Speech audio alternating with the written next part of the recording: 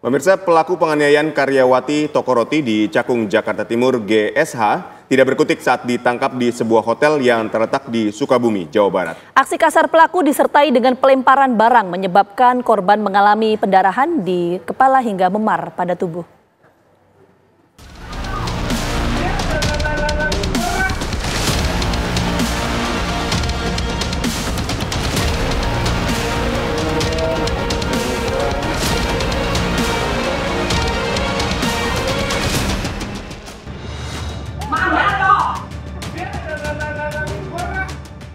Inilah perbuatan GSH terhadap karyawati toko roti di Penggilingan Cakung, Jakarta Timur yang viral di media sosial. Kata-kata kasar dilontarkan disertai dengan pelemparan barang hingga membuat korban trauma, terekam kamera amatir. Peristiwa ini terjadi pada Kamis 17 Oktober 2024 ketika GSH, anak pemilik toko, meminta Dwi Ayu untuk mengantarkan makanan pesanannya ke kamar pribadi. Permintaan ditolak oleh Dwi Ayu karena bukan merupakan tugasnya, apalagi ia sedang menyelesaikan pekerjaan lain di toko. Penolakan itu memicu kemarahan GSH yang kemudian menyerang dengan cara melemparkan beberapa barang termasuk kursi. Korban mengalami pendarahan di bagian kepala hingga memar pada tubuh. Saya di situ dilemparin lagi, terus endingnya saya dilempar pakai loyang gitu, terus ujungnya mungkin kena kepala saya di sini terus berdarah. Polisi bergerak cepat meringkus GSH yang ternyata berada di hotel daerah Sukabumi saat tengah menginap bersama keluarga. Polisi menetapkan GSH sebagai tersangka penganiayaan terhadap karyawati toko roti. Dan pada saat kami klarifikasi dalam tahap penyelidikan ini, dan kami sudah meningkatkan dari tahap penyelidikan ke tahap penyidikan. Dari tahap penyidikan itulah saat ini kami sudah mengamankan saudara terlapor dari GSH tersebut yang bersangkutan bersama dengan keluarganya berada di Hotel Anugrah Sukabumi. GSH dijerat pasal 351 KUHP dengan ancaman hukuman 5 tahun penjara. Tim TV One mengabarkan.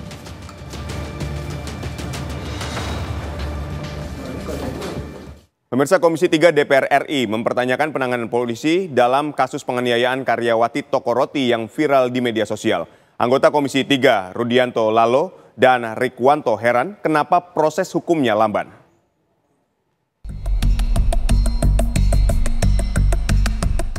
Komisi 3 DPR RI menghadirkan karyawati toko roti Dwi Ayu yang menjadi korban penganiayaan GSH.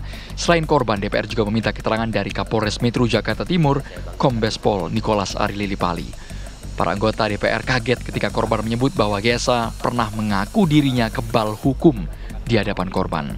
Lain juga dari sebelum kejadian ini dia juga pernah ngatain saya miskin, babu. Terus dia juga sempat ngomong orang miskin kayak lu nggak bisa masukin gue ke penjara, gue nih kebal hukum. Dia sempat ngomong kayak gitu. Terus saya di situ mau resign, tapi ditahan sama adiknya si pelaku. Akhirnya saya dan karyawan yang lain minta untuk bikin perjanjian kalau saya nggak mau nganterin makanan si pelaku lagi. Dari situ saya nolak. Pas saya nolak berkali-kali, dia ngelempar saya pakai patung, terus ngelempar saya pakai bangku, habis itu ngelempar saya pakai mesin edisi BCA, habis itu saya ditarik sama ayahnya si pelaku. Sementara itu, anggota DPR Komisi 3 Rudianto lalu mempertanyakan penanganan polisi. Kenapa harus viral dulu, baru cepat ditindak? Perintah penangkapan kepada tersangka siapa namanya Sugama Halib ya, Jos itu nanti setelah viral di media ataukah memang sebelumnya sudah ada perintah tangkap misalkan, begitu naik gelar sidik tersangka langsung ada upaya tangkap lalu tahan. Silakan Pak jawab Pak. Kalau nanti viral baru kemudian ditangani, ya kita sampaikan kepada masyarakat Indonesia. Kalau mau masyarakat Indonesia pencari keadilan, mau ditangani, ya viralkan dulu kira-kira begitu. Kan tidak bagus kalau penegakan hukum. Begitu juga dengan anggota Komisi 3 Irjen Pol Purnawirawan Rikwanto heran waktu proses hukumnya lamban. Kasus yang tanda petik sederhana seperti itu, lukanya ada, saksinya ada, barang buktinya ada, kemudian TKP-nya juga ada, lengkap, ya, dan lain sebagainya, termasuk videonya juga ada, kok sampai 2 bulan begitu. Saya tadi lihat penyelidikannya hampir 1 bulan, terus penangkapannya hampir 1 bulan juga, itu pun setelah viral. Nah ini jadi catatan juga, seharusnya itu bisa lebih cepat lagi ya. Kalau saya berpikir sebagai anggota Polri dahulu, kalau kita fokus kejadian itu langsung ditangani, 3 sampai seminggu itu, 3 hari sampai seminggu selesai itu. Kapolres Metro Jakarta Timur menjelaskan pelaku sempat pergi ke Sukabumi untuk mengamankan diri. Yang bersangkutan dan orang tuanya karena merasa sudah terancam. Sudah kabur ke Sukabumi itu?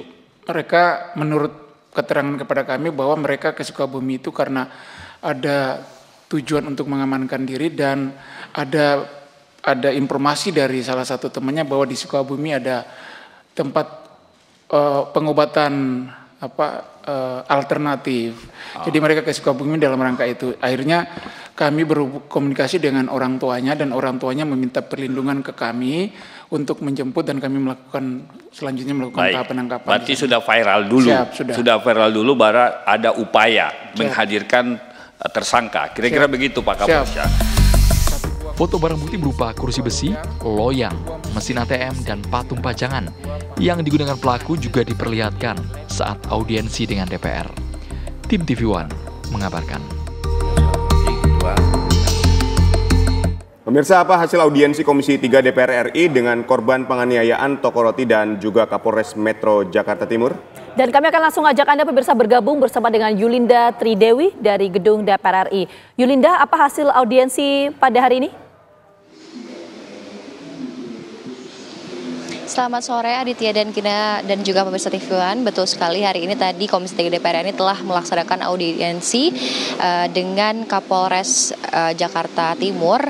Ini Kombes Pol Nicholas Silipali bersama dengan korban dari kasus penganiayaan dirinya. Ini yang merupakan seorang karyawan di salah satu toko roti dan mendapatkan penganiayaan begitu dari anak bos toko roti ini sendiri. Kemudian juga tadi kami melihat bahwa kasus ini ramai dan menjadi atensi dari Komisi 3 DPR RI setelah video penganiayaan ini viral di sosial media.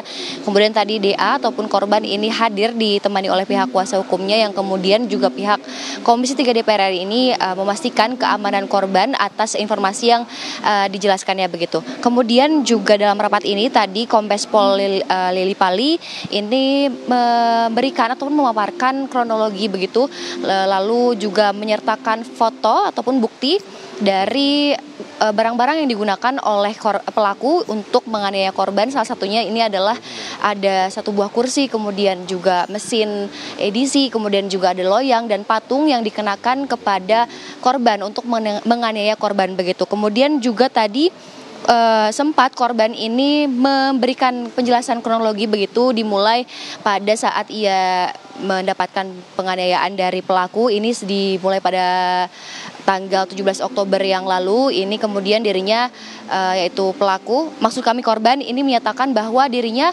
awal dari kemarahan pelaku terhadap korban ini dikarenakan korban enggan menuruti permintaan pelaku untuk mengantarkan makanan ke kamar pelaku karena dinilai bukan job desk dari korban itu sendiri. Kemudian juga tadi pihak dari Komisi 3 DPR RI, yaitu ketua dari Komisi 3 DPR RI yaitu Habibur Rahman ini menyatakan bahwa pihak kepolisian tidak boleh untuk membebaskan pelaku karena dinilai pelaku ini sadar atas perbuatannya dan harus bertanggung jawab.